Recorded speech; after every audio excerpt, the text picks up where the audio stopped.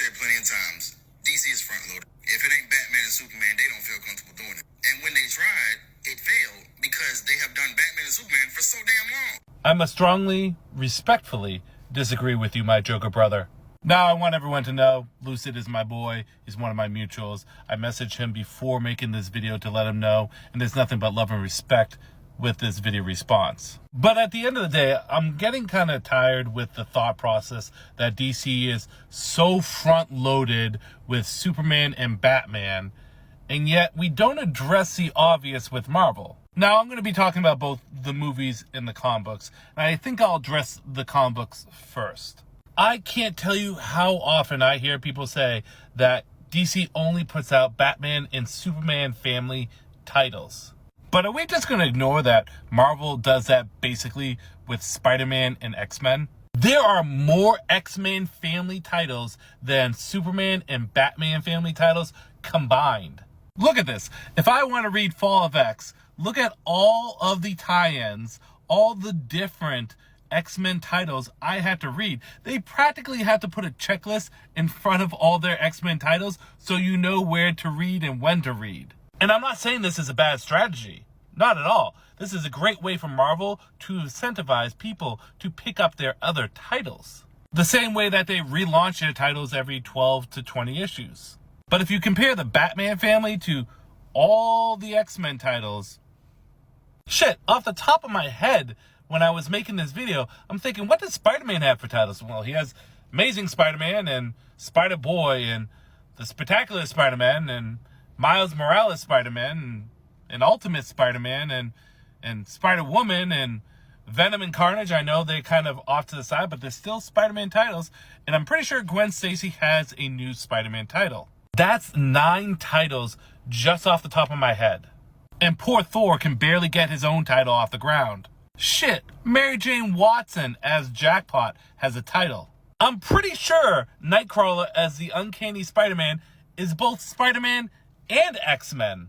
So we're talking comics, because I will talk about the movies and other media. If we're talking comics, right, whenever you say DC pushes just Batman and Superman, and then you don't bring up X-Men or Spider-Man, well, it's a nice little thing I say to my kids. Every time you point a finger at something, 3 point back at you. Hell, you could argue that DC does a better job at giving love to its other families outside of Batman and Superman versus Marvel with X-Men and Spider-Man. Like, again, take poor Thor here.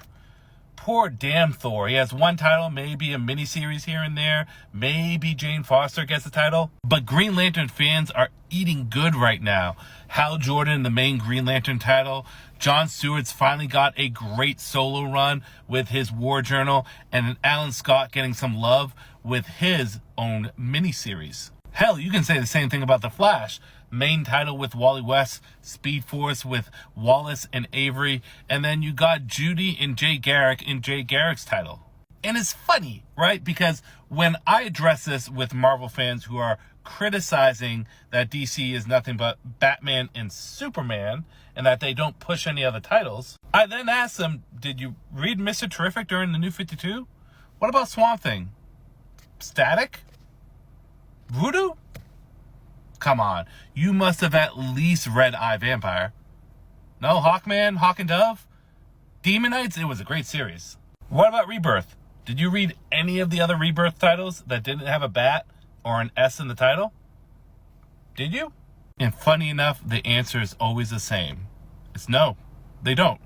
I mean, bro, just like you said, Dar, X-Men 97 came back. It's going crazy. You know that's crazy when a damn show from way back in the damn 90s gets brought back with the same fucking voice actors, and literally that shit's kicking DC's ass right now. 2 takeaways from that. Number 1, how is it kicking DC's ass? I know they're both comic book based companies that dip and dab into video games and animation and movies, but how is it kicking their ass?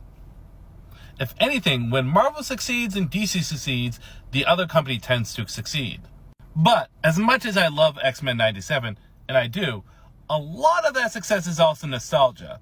Imagine if we still had the late, great Kevin Conroy, and he came back with Mark Hamill and the rest of the original crew, and they just decided to pick up where they left off with Batman the Animated Series, full-fledged. Imagine if we had the original Teen Titans voice actors do a season 6 of Teen Titans. Not Teen Titans Go or Teen Titans versus Teen Titans Go, like a follow-up season. Shit, did you see what was happening with Young Justice? Like, once we finally got the new seasons of Young Justice, we were eating so good. Imagine if they came back for one more season. That's what nostalgia does for you. But everything is riding on a Superman film right now. It's sad. It really is. How is everything riding on the Superman film? Especially seeing that the other films and other projects have already been greenlit. There's no denying that this film is going to be important, that it's going to be impactful for the new DC universe. But if it fails, those projects are still going to happen. I mean, I could go around and just say, everything from Marvel is riding on this film. Because honestly, Marvel has been shit lately since Endgame. Like, this is the only Marvel film since Endgame that I've been looking forward to, that I've actually been excited for. You want to see my impression of myself while watching the Marvels? Ready? Here we go.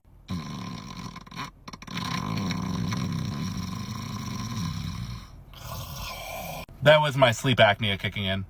Like, let's not pretend that Marvel movies have been doing terrible since Endgame. There's been a few good ones here and there, but very few and far in between. And DC's been doing mediocre, but like Aquaman 2 still made money back. I think it did better than the last Marvel movie, which was The Marvels. And I get it. It's the political tribalness of Marvel versus DC, right? If you're a DC fan, you feel a certain way. Marvel fan, you feel a certain way.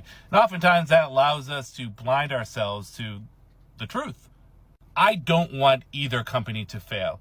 I want them to succeed. Because when Marvel succeeds, DC succeeds. And when DC succeeds, Marvel succeeds. But if someone says to you that DC is front-loaded by Batman and Superman, just ask them how many X-Men titles there are and how many Spider-Man titles there are. And then ask them, how much of the New 52 did they read? Was it all just Batman and Superman? Or did they read all the other titles too? Ask them what titles they're supporting.